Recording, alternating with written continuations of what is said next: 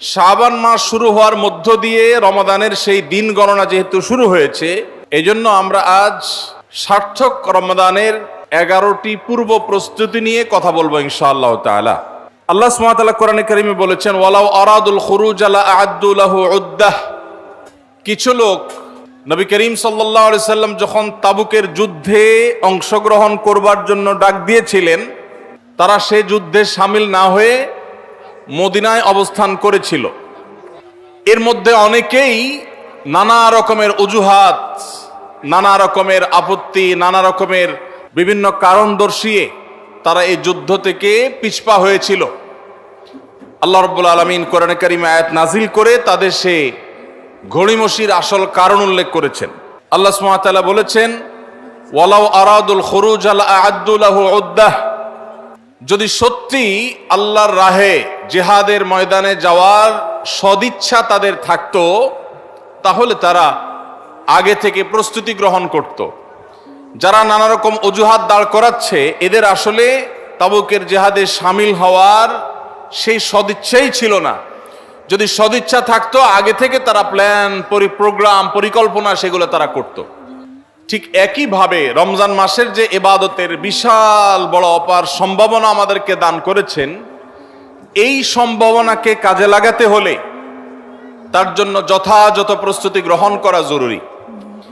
আমাদের দেশে বেশিরভাগ মুসলমান রমাদান মাস আসলে আমরা কম বেশি নেকামলের চেষ্টা করি, কিন্তু রমাদানের অনেক আগে থেকে যে আমাদের যথাযথ পূর্ব প্রস্তুতি গ্রহণ করার কথা, দুর্ভাগ্যজনকভাবে সেই প্রস্তুতি যথাযথভাবে আমরা বেশিরভাগ লোক গ্রহণ করি না। যার ফলে রমাদান আসে, রমাদান চলে যায়, আবার রমাদান মাস আসে, আবার চলে যায়। আমাদের তেমন কোনো পরিবর্তন হয় না, আমাদের মধ্যে তেমন কোনো চেঞ্জ আসে না, আমাদের জীবনের ভিতরে তেমন কোনো দৃশ্যমান পরিবর্তন চোখে পড়ে না। এজন্য সম্মানিত ভাইরা আমার, রমাদানকে যদি আমরা যথাযথভাবে কাজে লাগাতে চাই, তাহলে যথাযোগ্য প্রস্তুতি এখন থেকে, শাবান থেকেই আমাদের গ্রহণ করতে হবে। প্রিয় নবী সাল্লাল্লাহু আলাইহি সাল্লাম বলেছেন, ইন্নাল্লাহা ইউহিব্বু ইযা আমিলা আহাদুকুম আমালান আন ইউতকিনাহ। আল্লাহ রাব্বুল আলামিন বান্দা যে কোনো কাজ করলে সেটা যদি ইতকানের সাথে করে, দৃঢ়তার সাথে করে, উত্তম উপায়ে করে, যথাযথভাবে করে, সে কাজটা যদি করার মতো করে, তো আল্লাহ তাআলা সেটাকে পছন্দ করেন এবং ভালোবাসেন। আমরা যদি রমাদান মাসে সিয়াম এবং কিয়াম, রোজা এবং তারাবি, অন্যান্য আমল ইবাদত বন্দিগি গতানুগতিকভাবে করে শেষ করি, আমরা যদি দায় সারাভাবে শেষ করি, তাহলে এটা আল্লাহ তাআলার প্রিয় পাত্রে আমাদেরকে শামিল করবে না। আর যদি রমাদানের প্রত্যেকটি ইবাদত বন্দিগি এটা হয় ইতকানের সাথে, এটা হয় দৃঢ়তার সাথে, এটা হয় সুন্দরতম উপায়ে, এটা হয় যথাযথভাবে, তাহলে সেই ইবাদত আমাদেরকে আল্লাহর প্রিয় পাত্রে পরিণত করবে ইনশাআল্লাহ। প্রিয় ভাইরা আমার, রমাদান মাসের সেই ইবাদত বন্দিগিগুলোকে যথাযথভাবে করবার প্রয়োজনেই আগে থেকেই আমাদের যথাযথ প্রস্তুতিও থাকতে হবে। কারণ কথায় আছে, যে কোনো কাজের যথোপযুক্ত এবং প্রয়োজনীয় প্রস্তুতি গ্রহণ করা মানে হলো সেই কাজটির অর্ধপূর্ণতা। যে কোনো কাজ প্রস্তুতি যত ভালো হয়, কাজটা তত ভালো হয়। প্রস্তুতি যত নরমাল হয়, খারাপ হয়, কাজটা তত খারাপ হয়। এই জন্য আমরা রমাদান মাসকে যদি অর্থবহ এবং আমাদের লাইফ চেঞ্জিং ইবাদতের মৌসুম হিসাবে, সিজন হিসাবে গ্রহণ করতে চাই, তাহলে এখন থেকে তার জন্য আমাদের সুনির্দিষ্ট প্ল্যান, পরিকল্পনা থাকতে হবে, প্রস্তুতি থাকতে হবে। আল্লাহ রাব্বুল আলামিন আমাদের সবাইকে সেই তৌফিক দান করুন। এই যে রমাদান আসছে আর কয়দিন পর, কারা কারা এই রমাদানকে সবচেয়ে সুন্দরভাবে ব্যবহার করতে চান, একটু হাত তোলেন। আল্লাহ রাব্বুল আলামিন আমাদের সবার হাতগুলো কবুল আর মঞ্জুর করুন, বলুন আমিন। আল্লাহ আমাদেরকে রমাদানকে সর্বোচ্চ ভালোভাবে ব্যবহার করার তৌফিক দান করুন। ভাইরা আমার, এই রমাদান মাস আসার বহু আগে থেকেই আমাদের সোনালী যুগের স্বর্ণ মানবেরা যারা ছিলেন, মুহাম্মদুর রাসূলুল্লাহ সাল্লাল্লাহু আলাইহি ওয়াসাল্লামের হাতে গড়া সাহাবা একরাম, সাহাবীদের শিষ্যত্ব পাওয়া, সান্নিধ্য পাওয়া, তাদের সান্নিধ্যের সৌরভে স্নিগ্ধ হওয়া সেই তাবেঈগণ, তাবেঈগণ তারা রমাদানের যথেষ্ট আগে থেকে সুনির্দিষ্ট প্ল্যান প্রোগ্রাম করে প্রস্তুতি গ্রহণ করতেন।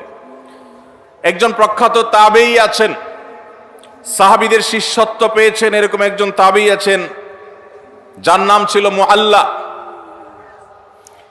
মুআল্লা ইবনে ইয়াজিদ। তিনি বলেছেন, সালাহ বা পূর্বসূরীগণ অর্থাৎ সাহাবী তাবেঈগণ তারা রমজানের 6 মাস আগে থেকে, রমজান আসার 6 মাস আগে থেকে আল্লাহর কাছে দোয়া করতেন, রোনাজারি করতেন, কান্নাকাটি করতেন এই মর্মে যে আল্লাহ রমাদান মাস পর্যন্ত আমার হায়াত বাড়িয়ে দাও, আমি যেন রমজান পাই, রমজানকে যেন সুযোগকে যেন কাজে লাগাতে পারি, রমজানের সুবর্ণ সুযোগ যেন আমার হেলায় হারিয়ে না যায়, সেজন্য আল্লাহর কাছে আগে থেকে এই নিয়ামত প্রাপ্তির জন্য দোয়া করতেন। আর রমজানের পরে বাকি যে 6 মাস, এই 6 মাস তারা দোয়া করতেন, আল্লাহ রমজানে যে সমস্ত আমল ইবাদত, যে সমস্ত নেকামল বন্দিগি আপনি করার তৌফিক দিয়েছেন, সেগুলো যেন আপনি মেহেরবানি করে কবুল এবং মঞ্জুর করেন, অ্যাকসেপ্ট করেন, আপনি যেন সেগুলোকে গ্রহণ করে নেন, সেজন্য 6 মাস তারা দোয়া করতেন। তাহলে দেখা গেল সালাফে সালেহিন তাদের কাছে রমজান এত গুরুত্বপূর্ণ ছিল যে রমজানের আগের 6 মাস এবং পরের 6 মাস রমজান ভাবনায় তারা সব সময় ডুবন্ত ছিলেন, নিমজ্জিত ছিলেন, এর মধ্যেই তারা সব সময় মগ্ন থাকতেন। অথচ আমাদের শাবানের 10, 15, 20 দিন চলে গেলেও রমজানের আবহ আমাদের অনেকের জীবনে, আমাদের অনেকের লাইফস্টাইলে, আমাদের অনেকের প্ল্যান পরিকল্পনার মধ্যে দেখা যায় না। এজন্য ভাইরা আমার, যথাযোগ্যভাবে রমজানকে যদি আমরা কাটাতে চাই, এর সঠিক ব্যবহার যদি করতে চাই, যেই প্রস্তুতিগুলো লাগবে, 11টি প্রস্তুতি যেগুলো আমাদের রমজানকে সার্থক করতে পারে ইনশাআল্লাহ, তার মধ্যে সর্বপ্রথম যে প্রস্তুতিটি দরকার সেটি হলো রমজান মাস শুরু হওয়ার আগে থেকেই, যথেষ্ট আগে থেকেই তওবা এবং ইস্তেগফার করতে হবে। কি করতে হবে ভাই? তওবা ইস্তেগফার কেন করবেন? তওবা ইস্তেগফার তো সারা বছরের রুটিন আমল। রমাদানকে কেন্দ্র করে রমজান মাসকে যদি আপনি সঠিকভাবে ব্যবহার করতে চান, তাহলে কেন আপনাকে তওবা ইস্তেগফার করতে হবে? কারণ হলো তওবা এবং ইস্তেগফার এর মাধ্যমে আমরা আল্লাহর রহমতের উপযুক্ত হব। মক্কার মসজিদুল হারামের ইমাম শেখ আব্দুর রহমান আস-সুদাইস হাফিজাহুল্লাহ, তার কাছে সৌদি আরবের কিছু যুবকরা এসেছিলেন, এসে বললেন, শেখ, প্রতি বছর রমজান আসলেই আমরা অনেক প্ল্যান প্রোগ্রাম করি, অনেক কোরআন খতম দিব, অনেক নেকামল করব, দোয়া রোনাজারি করব, দান সাদাকা করব, দুর্ভাগ্যজনক ভাবে সেটা আমাদের আর রমজান মাসে করা হয় না। আফসোস করতে করতে রমজান মাস পার হয়ে যায়।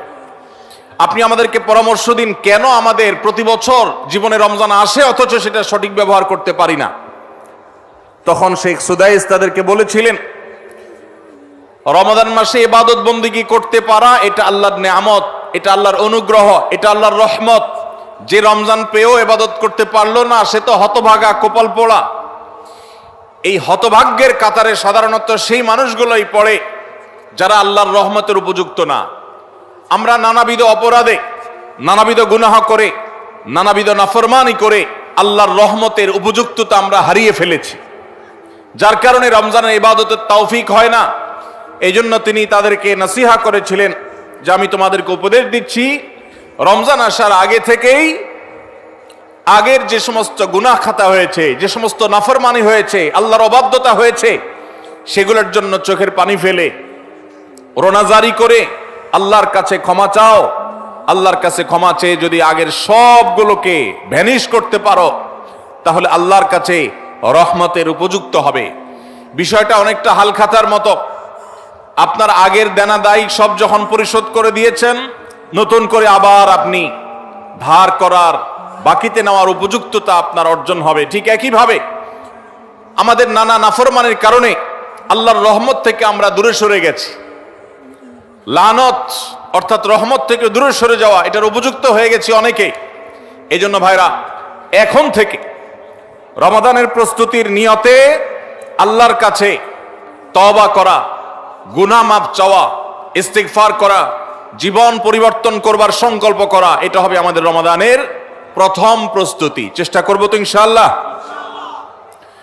প্রতিদিন যখনই তৌফিক হয় আল্লাহর সাথে একটু কথা বলবেন, আল্লাহ আমার সমস্ত গুনাহগুলো মাফ করে দিন, আমার নাফরমানি মাফ করে দিন, আমাকে আপনি ক্ষমা করে দিন।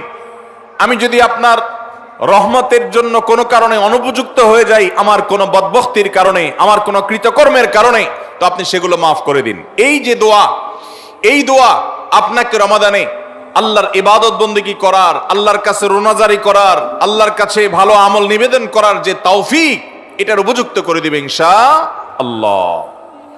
তাহলে রমাদানের প্রস্তুতির প্রথমটি আমরা পেয়ে গেলাম, সেটা হলো আগের গুনাহ খাতাগুলো থেকে ইস্তিগফার করা, তওবা করা, ফিরে আসা। এর মধ্য দিয়ে রমাদানে ইবাদতের জন্য নিজেকে প্রস্তুত করব ইনশাআল্লাহ। চেষ্টা করা যাবে না ইনশাআল্লাহ। নাম্বার 2, দ্বিতীয় প্রস্তুতি হলো রমাদান মাসে আল্লাহ রাব্বুল আলামিন এই মাসের যে ফজিলত বর্ণনা করেছেন, কোরআন এবং হাদিস সম্পর্কে যাদের মৌলিক ধারণা আছে, হাদিসে রাসূল সম্পর্কে যাদের একটু ঘাটাঘাটিও আছে, তারা জানেন 2-3টা আমল সম্পর্কে কোরআন এবং সুন্নাহ সবচেয়ে বেশি সংখ্যক ভাষ্য বর্ণিত হয়েছে। সবচেয়ে বেশি সংখ্যক, এত ফজিলতের, এত তাৎপর্যের, এত মর্যাদার হাদিস আর অন্য আমল সম্পর্কে সাধারণত দেখা যায় না। সেই কয়েকটি আমল যেগুলোর ফজিলত বিপুল পরিমাণ, যেগুলোর ফজিলত সম্পর্কিত হাদিসের সংখ্যা অনেক, সেই রকম আমলগুলোর মধ্যে থেকে অন্যতম আমল হলো এই রমাদান কেন্দ্রিক আমল, সিয়াম, রোজা, এগুলোর ফজিলত। তো আমাদের রমাদান কেন্দ্রিক প্রস্তুতি হিসাবে দ্বিতীয়ত যে কাজটি আমরা করতে পারি সেটি হলো এখন থেকেই রমাদান মাসের কি কি ফজিলত আছে, সিয়াম সাধনার কি কি ফজিলত আছে, রমাদানের কি কি আমল আছে, বিশেষ করে ফজিলত এবং মর্যাদার কথাগুলো আলোচনা শুরু করা এখন থেকে। বাসা বাড়িতে গোল হয়ে কোন নির্দিষ্ট বইকে কেন্দ্র করে পাঠচক্র হতে পারে, গ্রুপ স্টাডি হতে পারে, পর্যালোচনা হতে পারে যে রমাদান মাসের কি কি মাহাত্ম্য আছে, এক একজন এক একটা বললেন। এই আলোচনা পর্যালোচনার মধ্য দিয়ে মনোজগতে রমাদানের জন্য এক ধরনের প্রস্তুতি, এক ধরনের আবহ তৈরি হবে ইনশাআল্লাহ। এজন্য দ্বিতীয় প্রস্তুতি হিসাবে আমরা এই কাজটিও ইনশাআল্লাহ করব, সেটা হলো রমজানের ফজিলত, রমজানের মর্যাদা, সিয়ামের ফজিলত, অন্যান্য আমলের উপকারিতা, সেগুলো নিয়ে আমরা বেশি বেশি পর্যালোচনা করব। যত বেশি আপনি আগে থেকে পর্যালোচনা করবেন, রমাদানের প্রতি আপনার তৃষ্ণা, সিয়াম সাধনার প্রতি আপনার ভেতরে আকাঙ্ক্ষা, প্রত্যাশা এবং প্রতীক্ষা, এটা আপনার মধ্যে বাড়তে থাকবে এবং রমাদানের প্রতিটা মিনিটকে কাজে লাগাবার জন্য তাগাদা আপনার ভিতরে অনুভব হবে ইনশাআল্লাহ। নাম্বার 3, তৃতীয় প্রস্তুতি হলো আমাদেরকে প্রতিজ্ঞা করতে হবে যে এই রমাদানে আমরা নেকামল করবই করব এবং কোনো আমল, কোনো ভালো কাজ, কোনো সুন্নাহ এটা করার ব্যাপারে কোনো প্রকার অলসতা করব না। কারণ ভাইরা আমার, রমজান মাস পেয়েও যদি আল্লাহর কাছে কেউ ক্ষমা না পায়, একটা প্রসিদ্ধ হাদিস আপনারা সবাই কম বেশি শুনেছেন যে নবী সাল্লাল্লাহু আলাইহি সাল্লামের কাছে জিবরিল এসেছে, এসে বলেছেন বাউদা মান আদরাকা রমাদান ফালাম ইউগফার লাহ, যে ব্যক্তি রমজান পেয়েছে অথচ রমজানের এই বিশাল সুবর্ণ সুযোগকে কাজে লাগিয়ে সে তার জীবনের সব গুনাহগুলো মাফ করাইতে পারে নাই, সে আল্লাহর কাছ থেকে মাগফিরাত আদায় করে নিতে পারে নাই, সে জাহান্নাম থেকে মুক্ত এই ঘোষণা সে আদায় করতে পারে নাই, অথচ সে রমজান মাস পেয়েছে, এর চাইতে হতভাগা আর কে হতে পারে? তার সে ধ্বংস হোক, এই বদদুআয় নবী সাল্লাল্লাহু আলাইহি সাল্লাম আমিন বলে সমর্থন জানিয়েছেন, সায় দিয়েছেন। এজন্য ভাইরা, রমজান মাস এসেছে কিন্তু আমল ইবাদত হয় নাই, রমজান মাস এসেছে আবার চলে গেছে কিন্তু আমার গুনাহ আল্লাহর কাছ থেকে মাফ করাতে পেরেছি বলে আমার বুক সায় দেয় না। তাহলে এর চাইতে বড় হতভাগা, এর চাইতে বড় কপাল পড়ার কেউ হতে পারে না। রমজানের আমল ইবাদত, রমজানের নেক আমল, রমজানের দোয়া, রমজান মাসের চোখের পানি ফেলা, এটা ভাইরা শুধুমাত্র নিজের প্রেরণার জায়গা থেকে শুধুমাত্র সওয়াব আহরণের জন্যই নয়, এটা যদি না করি তাহলে জিবরিলের বদদোয়া, নবীজি সাল্লাল্লাহু আলাইহি সাল্লামের বদদোয়া, আল্লাহর পক্ষ থেকে ধ্বংস হওয়ার পরোয়ানা, এগুলো অনিবার্য হয়ে যাবে। এই কথা চিন্তা করে এখন থেকে রমাদান কেন্দ্রিক প্রস্তুতির অংশ হিসাবে আমাদেরকে প্রতিজ্ঞা করতে হবে, এইবারের রমাদানের প্রতিটা দিন আমি আল্লাহর কাছে চোখের পানি ফেলে একটা নির্দিষ্ট সময় কান্নাকাটি করব, আমার গুনাহ খাতাগুলোকে মাফ করাবো, জাহান্নামীদের তালিকা আমার নাম যদি কোনো কারণে যেয়ে থাকে, আমি এমন ভাবে রোনাজারি করব, এমন ভাবে ইস্তেগফার করব, এমন ভাবে চোখের পানি ফেলবো, একান্ত নীরবে আল্লাহর সাথে কথা বলবো, যেন আমার সমস্ত গুনাহগুলো মাফ হয়, জাহান্নামীদের তালিকা থেকে যেন আমার নাম কেটে যায়। এর জন্য ভাইরা এখন থেকে প্রতিজ্ঞাটা করতে হবে। প্রস্তুতি হলো কাজ হবে রমজানে, কিন্তু প্রতিজ্ঞা হবে এখন থেকে যে আমি কোনোভাবে এইবারের রমজানের সুযোগ আর হাতছাড়া করব না ইনশাআল্লাহ। তাহলে 3 নম্বর হলো যে রমজান কেন্দ্রিক সমস্ত আমলগুলো করব, আল্লাহর কাছে তওবা ইস্তেগফার করে নিজের গুনাহগুলোকে মাফ করায় ছাড়বো, জাহান্নাম থেকে মুক্তি তথা নাজাত এটা নিজের করে নেব। এই মর্মে প্রতিজ্ঞাটা এখন থেকে যেই কয়দিন রমজান আসতে সময় আছে প্রতিদিন আমাকে নবায়ন করতে হবে। প্রতিজ্ঞা আজকেরটা যেভাবে হবে কালকেরটা আরো স্ট্রং হবে, তারপরের দিন আরো স্ট্রং হবে। প্রতিদিন আমি স্বপ্ন লালন করব কবে রমাদান শুরু হবে, আর আমি আল্লাহ রাব্বুল আলামিনের কাছে রমাদানের এই সমস্ত ইস্তেগফার, তওবা, আমল এগুলোকে নিবেদন করতে থাকবো। চেষ্টা করা যাবে না ইনশাআল্লাহ? তাহলে 3 নম্বর প্রস্তুতি হলো রমজান মাসে নেক আমল করার প্রতিজ্ঞা করা, মাগফিরাত এবং নাজাত আদায় করার প্রতিজ্ঞা এখন থেকে করা। নাম্বার 4 নম্বর যে প্রস্তুতিটা আমাদের নিতে হবে সেটা হলো,